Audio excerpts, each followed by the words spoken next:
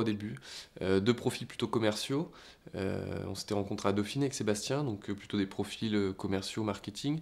Et puis un troisième profil qui était un profil technique et qui a piloté le lancement du produit parce que malgré tout c'est très technique et on n'avait pas de compétences web et c'est lui qui a apporté cette compétence. Alors WizEvent, c'est un service qui est dédié aux organisateurs d'événements et qui leur permet simplement, rapidement et avec un outil professionnel de vendre des places pour des événements. Donc ça peut être des événements plutôt de type spectacle, on pense à des concerts, des festivals, mais aussi des conférences. Et c'est-à-dire qu'en quelques minutes, ils vont être capables de se créer un module qui leur permet de recevoir des paiements par carte bleue et d'envoyer aux acheteurs de places un billet électronique qui est un PDF finalement avec un code barre qu'on va pouvoir imprimer et présenter le jour de l'événement. Donc en gros, on est une solution on est une sorte de SS2I, je caricature, mais on apporte une solution technique à des organisateurs d'événements. Et le constat, c'est de dire, on n'apporte pas d'audience, c'est bien là la différence par rapport à des réseaux de distribution comme France Billet, Ticketnet ou autres. Nous, notre métier, c'est plutôt de dire, vous avez une marque, vous allez investir sur des artistes, vous avez un réseau, vous avez une base mail, du coup, vous allez créer de la visibilité et de l'audience sur votre site internet, et plutôt que de les renvoyer vers des sites pour qu'ils achètent leur place, vous allez le faire vous-même, et on vous donne l'outil pour convertir. En gros, vous venez de mettre l'essai, et on vous permet de le convertir, vous avez un visiteur, et il peut acheter sa place. Et ce qui est intéressant également par rapport à des réseaux de distribution, c'est que du coup, les gens qui achètent leurs billets, vont devenir des clients de l'organisateur et non des clients d'un réseau de distribution. Ce qui fait que du coup, ils capitalisent sur une base de données, et ça veut dire que vous organisez un événement aujourd'hui, en 2011, et ben vous êtes capable, enfin on est en 2012, donc vous serez capable en 2013 de dire vous étiez là en 2012, revenez, bénéficiez d'un tarif, et ainsi de suite.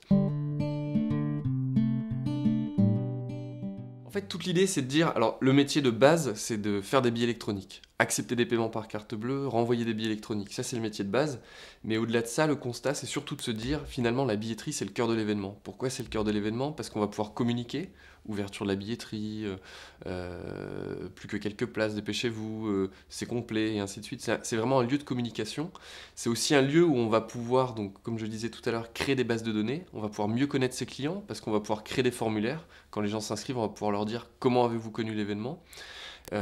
Et puis c'est aussi le lieu finalement où on reçoit l'argent, donc c'est quand même essentiel, c'est là qu'on fait son chiffre d'affaires, et il y a toute la logistique aussi qui est liée à la billetterie, c'est-à-dire que la billetterie c'est finalement le thermomètre qui dit ok on a 3000 personnes, bah du coup il faut peut-être qu'on passe dans une plus grande salle, ou au contraire on a du mal à remplir, et du coup on va aussi pouvoir jouer sur des leviers comme le yield management, donc jouer un peu sur les tarifs pour le remplissage. Donc du coup on dit c'est le cœur de l'événement, et plutôt que ce soit une tâche, les organisateurs ont tendance à l'avoir comme une tâche. Ah, il faut que je trouve une salle, il faut que je trouve une agence d'hôtesse, il faut que j'ai des artistes, il faut aussi que je vende des billets.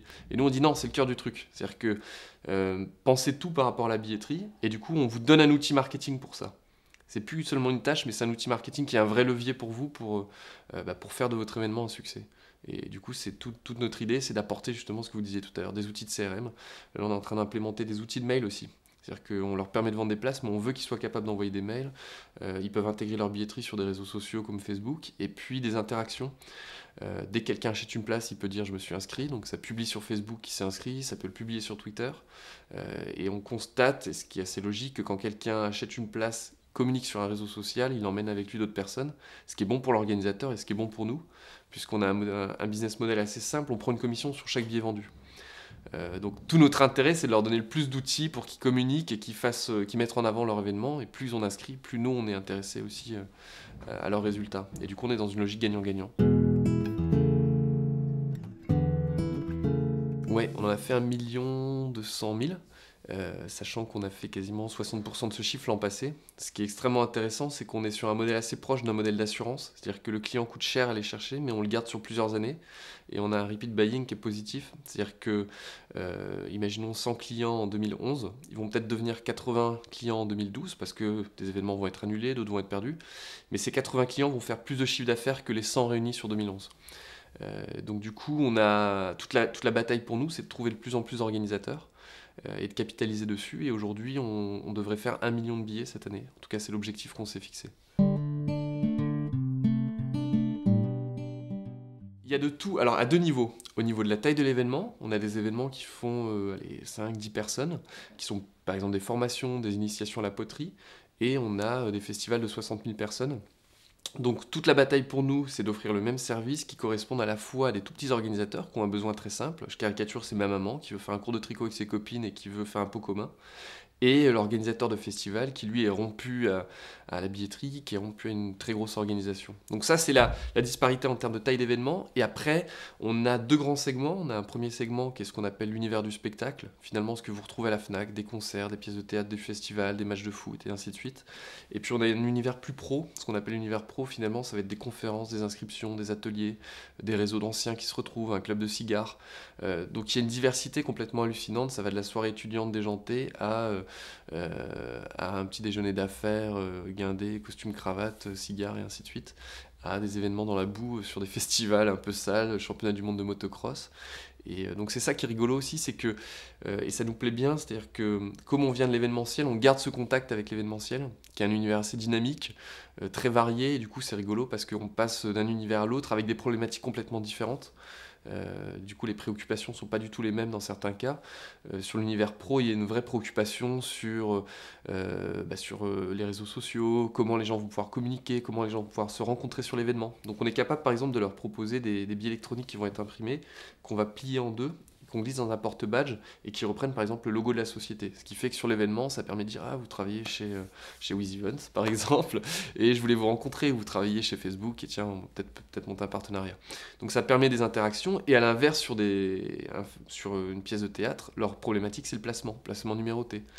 La gestion des dates, c'est-à-dire que la pièce va se renouveler sur 2-3 mois. Et du coup, d'un métier très simple qui est de dire ok, on accepte du paiement, on renvoie un billet électronique, on arrive à des problématiques quand même très compliquées, et du coup on est sur un produit très technique. Et toute la difficulté pour nous, c'est de le rendre le plus simple possible, le plus ergonomique possible. Et c'est compliqué parce que on veut répondre à cette multitude de demandes tout en gardant une solution assez simple pour des gens qui ont un besoin basique. Donc on essaie de faire un peu cette logique d'appareil photo, vous savez, où vous avez un mode automatique, et puis si vous voulez gratter un peu, vous pouvez régler l'ouverture, et ainsi de suite.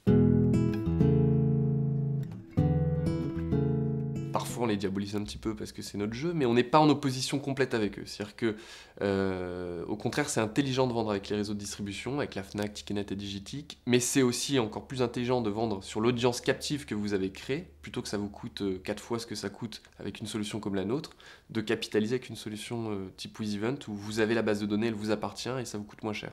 Donc on leur dit non, vendez avec ces réseaux de distribution parce qu'ils vous apportent de l'audience en magasin et de l'audience sur Internet.